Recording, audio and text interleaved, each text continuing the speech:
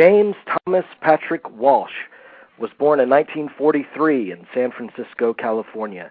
His love of acting was nurtured through extensive early stage work, beginning with his theatrical experiences as an undergraduate at the University of Rhode Island, and eventually blossoming into a steady stream of off-Broadway work, and his first huge break in the 1984 Broadway production of David Mamet's Glengarry Glen Ross. Great show. An impressive roster of feature film performances followed and continued throughout the remainder of his all-too-short life, including indelible work in films like Tin Men, Good Morning Vietnam, Tequila Sunrise, The Grifters, The Russia House, Backdraft, A Few Good Men, Hoffa, Nixon, Breakdown, The Negotiator, Pleasantville, and the list goes on and on. Mr. Walsh was a rock-solid, engaging, often mysterious, and always interesting presence in every film he graced. He was the quintessential actor's actor. As a testament to this, Jack Nicholson dedicated his Oscar win for As Good as It Gets to JT Walsh following Walsh's untimely death at the age of 44. Tonight, we are pleased to be joined by two of Mr. Walsh's co-stars. Brent David Fraser played opposite Walsh in the 1995 film The Little Death. Fraser is a highly accomplished musician, novelist, screenwriter, and actor, having appeared in exceptional films like The Chocolate War and, yes, my all-time favorite film, Wild at Heart. Kellie Overbey collaborated with Walsh in the 1991 film Defenseless, starring Sam Shepard and Barbara Hershey. The other remarkable films that grace her resume include The Stand, Outbreak, and Woody Allen's Sweet and Lowdown.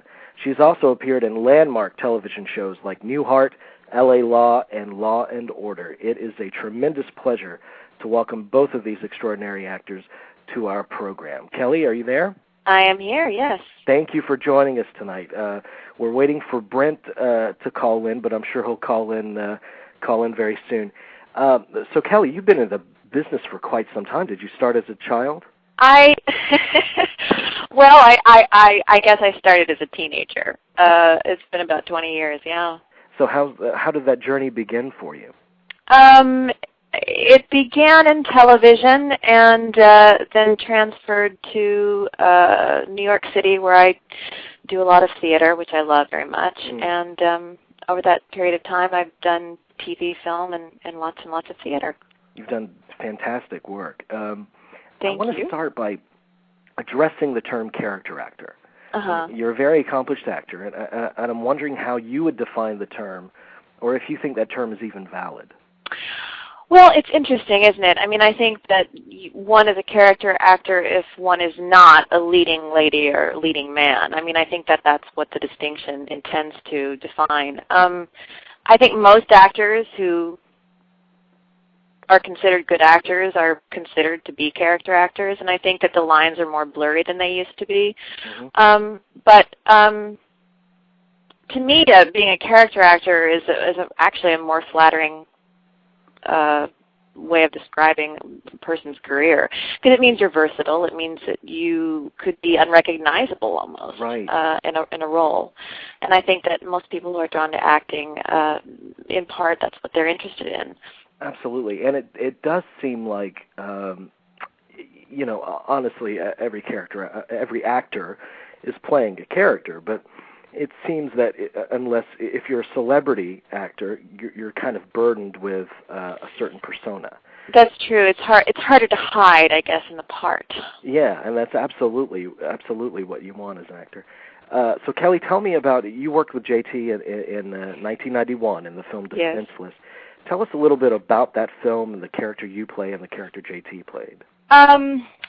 It was a thriller with a very twisty, turny plot, a lot of complicated twists and turns. And JT played a gentleman who was having an affair with the lead, Barbara Hershey. It turns out that Barbara Hershey and his wife, played by Mary Beth Hurt, turned out to be old college roommates. Anyway, he gets murdered, and Barbara Hershey is caught up in this web of intrigue and whatnot. And I played the teenage daughter of JT and Mary Beth Hurt. So were you familiar with Walsh's work prior to working with him? I guess I really wasn't, but he was truly a dream to work with, and his acting style was very different from, say, Barbara's. I think Martin Campbell directed this film, and Barbara and Martin both have a very meticulous, very specific way of working. And what I noticed at the time, and what I remembered sort of enjoying, was that JT was a much more sort of grounded, fly-by-the-seat-of-his-pants actor. And I think because he was also playing, and it's interesting you bring up character roles, because in this part, he was playing a man of questionable morals, but he was sort of cast in a slightly more leading man role. And I think he was a little uncomfortable with it, because they tried to put him on a diet, and he didn't like that, and they made him wax his back, and I know he didn't like that at all. And he used torture for a guy. Yeah. Yeah, he used to bitch and moan about it. But I think he liked acting, and I don't think he wanted to worry. This is speculation on my part, but I don't think he wanted to worry about, if he was good looking enough. Yeah. You know what I mean? Yeah. But you bring up a good point that he was often cast as the kind of morally suspect scumbags, I guess. He was good at those parts, yeah. He was. What was it about him that... it's very easy to kind of do these characters in a stereotypical way, but he didn't. He made each one unique and kind of complicated. What was it about him that made his portrayal of these characters so memorable for you?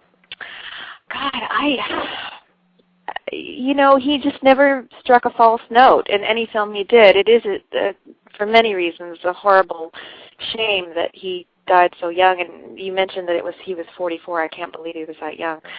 He did so much. Yeah. I just feel like if he had kept going, we would have seen such incredible work, more incredible work from him. He just never struck a false note. I think he was always playing the characters from the inside out, not from the outside in, so he didn't really, I'm guessing, but it didn't seem like he ever thought of himself as morally suspect. He thought of himself just having whatever point of view he had as the character. And I always think that the best morally suspect characters or performances by actors, those are the smart actors who play the villains, I think. Well, I also read that he always was preoccupied with underplaying as much as possible. He never wanted to go broad or even run the risk of being over the top in any of these characters. Well, that makes sense. I mean, I don't remember him being overly eager to rehearse. I remember that he was a fan of, getting it in the first or second take. Mm-hmm. I don't think he liked to do a lot of takes. I think he just liked to have it be the way it was, and he didn't want to repeat it the same way. He was very open to the moment and whatever was happening in that particular moment. So did you find yourself watching him work and kind of observing and learning from him during that experience of that film? Well, I guess that any sort of learning that I did maybe happened in retrospect. I don't remember. I mean, and this is kind of a tribute to him, but I felt very comfortable. I was very young when we did this movie, so he made me feel very comfortable. So I didn't feel like I was from on the outside watching. I felt very much like he was with me, and that's ideal for acting. You want to be on the same page as your acting partner and feel safe and comfortable, and he made me feel all those things. Well, don't you think that that's the true definition of a great actor is someone who is that generous and accommodating to you and collaborative? I think that's my favorite kind of actor. I'm sure. I don't know. There may be brilliant actors who don't do that, but in my working experience, certainly in the experience of doing it, that's ideal. How it comes across in the final product is anybody's guess, but certainly the experience of working, that makes it nice. Yeah. And exciting. That's when you feel safe. That's when creative juices flow more easily, I guess. Mm-hmm. Now, I read that in an interview with Gary Ross, the director of Pleasantville, shortly after Walsh's death, where he discussed what an extraordinary loss it was to lose Walsh, and also, but he also shed some light in terms of his lifestyle, that he was difficult on himself physically and also from a creative standpoint as well. Did you see any of that? Well, it's been many years now, and I don't remember. I remember, again, with the the whole idea of needing to present sort of a leading man kind of person in this character he was playing. He just, they wanted him on a regimen, I guess. I noticed that he was struggling with it. He was struggling with, having to restrain himself from eating what he wanted. He didn't want to have to worry about his hair. He didn't want to have to, have his back waxed. I don't know many people who would actually want to have their back waxed. He, he liked to just kind of be. Yeah, and that comes across in his performances. I mean, the characters feel fully lived in. Yes. I mean, he was a lovely person too. Do you have a favorite outside of this film? Do you have a favorite Walsh performance? Well, just off the top of my head, I really love his work in A Few Good Men. Mm-hmm. Very, very subtle and underplayed, but very effective, very moving, and apparently he was given a choice of which character in that film he wanted to play, and I didn't know that. That was the one that he chose. He said that it might have been a smaller role, but it was the one that stuck out for him most in terms of the moral compromise and the. When the character takes an interesting turn, yeah. Yeah. I can see why he would have been attracted to that. Yeah. Now, Jerry, what would you say that your favorite Walsh performance is? I would have to, I guess, limit it to three, but, the first one, obviously, would be Tequila Sunrise, because that was the first film I saw him in. Mm-hmm. I remember seeing him in when was that? That was, 88. So that, and then Red Rock West and The Grifters. Not to say that there's any, I got to say, he was always on. Whenever he was in a film. He was always on. It is that term that I used in the intro, rock solid. I mean, he was just completely reliable, a completely reliable character actor, and someone that you always knew would come through with great, engaging work. Absolutely. Yeah, no matter what. And I think in terms of those kinds of characters that we mentioned earlier, those morally compromised characters, which aren't those the most interesting characters anyway? I mean, if you want to play someone that's not morally compromised, that would be a bit of a dullard. But but I also think something that also has to be, the character actors, like you said, are rock solid, but they're also, I think, the most important word to use is backbone of the film. Mm-hmm. They're the ones that come in and really, can even a not-so-great movie make it very memorable. They carry it. They the weight is on their shoulders. Oh, yeah, and out of all of those types of characters that he played, I have a special affinity for the one he played in Breakdown. Oh, absolutely.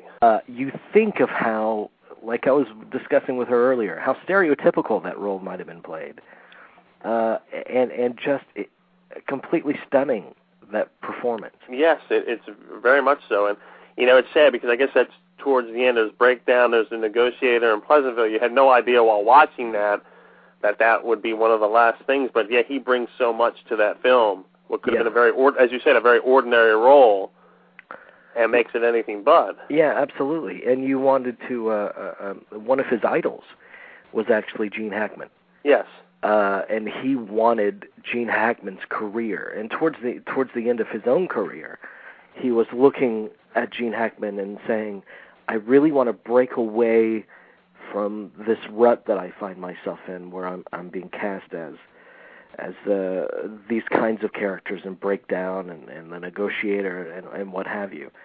And I really want Gene Hackman's career. And he absolutely 100% could have done it because he was well on his way to doing that. I think we would have seen him pick up an Oscar by this point. Oh, I agree. Yeah, 100%. And he's absolutely one of those guys that other actors love. I mean, he really is an actor's actor. Yes. You ask anyone, I mean, who they'd want to work with around that time, and I'm sure he would be on the top of everyone's list. I agree.